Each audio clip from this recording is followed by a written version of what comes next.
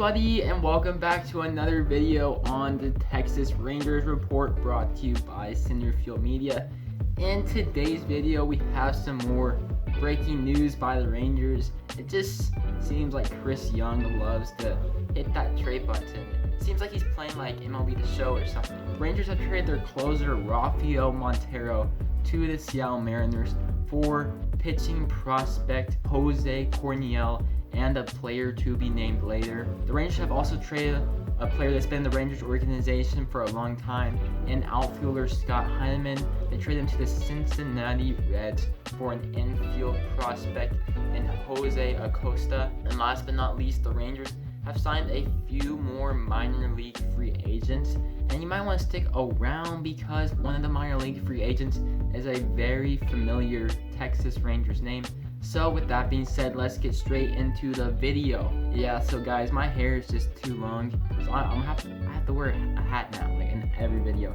I don't know if you've seen my other videos. My hair is just all over the place. It's crazy. Oh, also, if you haven't already, make sure to subscribe to the channel and turn on the bell, because I'm your one-stop shop for the Texas Rangers all year long. Trading Montero shows that the Rangers are trying to use their players' value on the trade markets to set up the rebuild. They already did this with Lance Lynn, and now they're doing it with Montero, who's already 30 years old. The Rangers were using his 2 good seasons that he had with the Rangers and his 2 years of team control left. They're building off those 2 things and using that value in the trade market. In Montero's 2 seasons with the Rangers, he posted a combined 3.28 ERA and a 0.99 whip in roughly 47 innings of work. I think this move makes a lot of sense for the Rangers because Montero's not going to be on the Rangers squad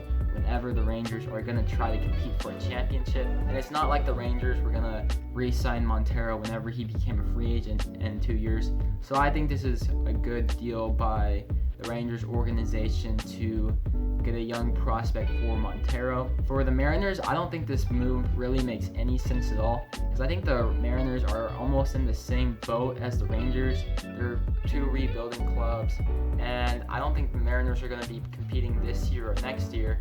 So the Mariners just gave up a prospect for almost a rental. I know Montero still has 2 years left on the deal, but I mean, they're not going to be competing, and they're probably not going to sign Montero back either. So I don't know what Jerry Dipoto is doing. But let's move into the prospect that the Rangers got.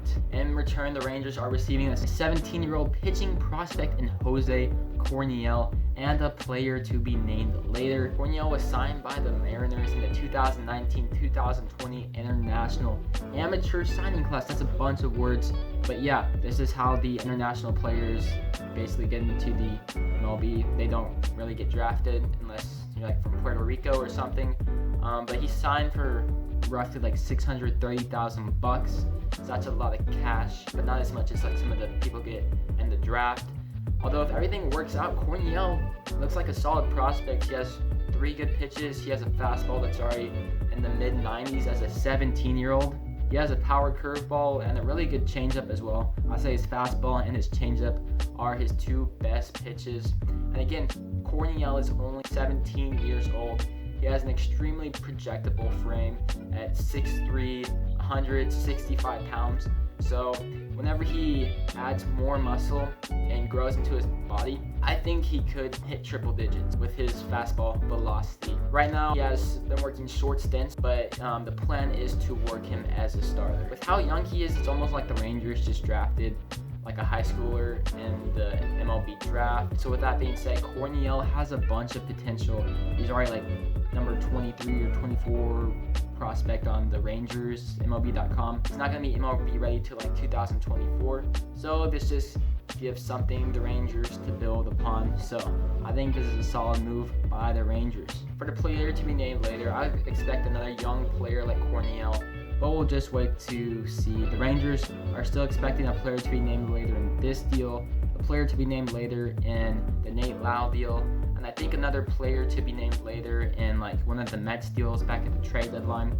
So just a few things that we can look forward to. Not going to be great prospects, but just probably young prospects that could have some potential. And honestly, I love what GM Chris Young is doing with the squad.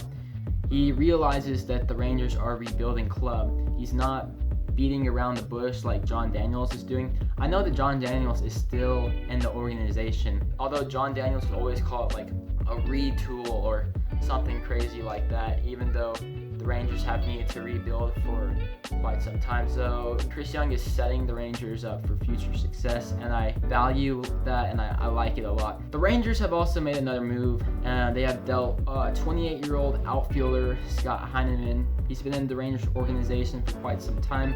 They traded him to the Cincinnati Reds for 20-year-old infielder Jose Acosta. He's a minor league prospect. Heineman was designated for assignment earlier this week by the Rangers, and the three outcomes of a designation is one, obviously you can get traded.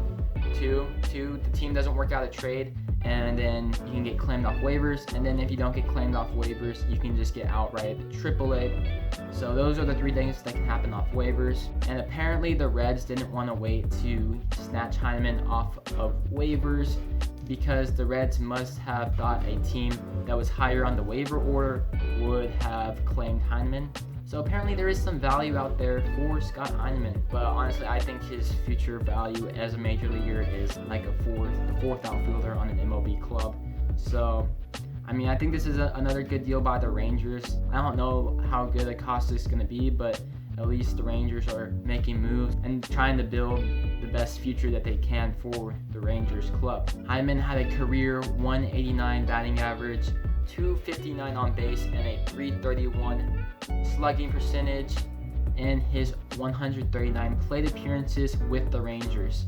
As for the prospect the Rangers are getting back in Jose Acosta, he's never played minor league baseball in the United States. He's only played the Dominican Summer League and the Arizona League. Although even though there isn't great competition down there, it's not like AA or AAA or even single A. He did put up some pretty good numbers with the bat. He's mainly a third baseman and second baseman, but he put up a slash line of a 403 batting average, 503 on base, and a 611 slug, and 184 plate appearances in the DSL, and a 370 average, 396 on base, and a 478 slug through 50 plate appearance in the AZL. And I think this was in 2019 because he didn't play in 2020 because there was no minor league ball, obviously, and he didn't go to the alternate training site. Just like Avery Weems and the Lance Lynn trade, it will be interesting to see how Acosta develops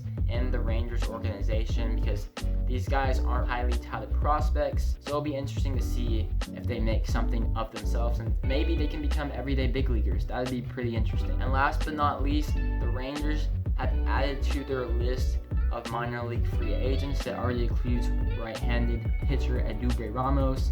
I made a video on him already if you want to check that out. But the Rangers have signed right-handed pitcher Jharrel Cotton, center fielder Jason Martin, and right-handed pitcher Luis Ortiz, all to minor league deals.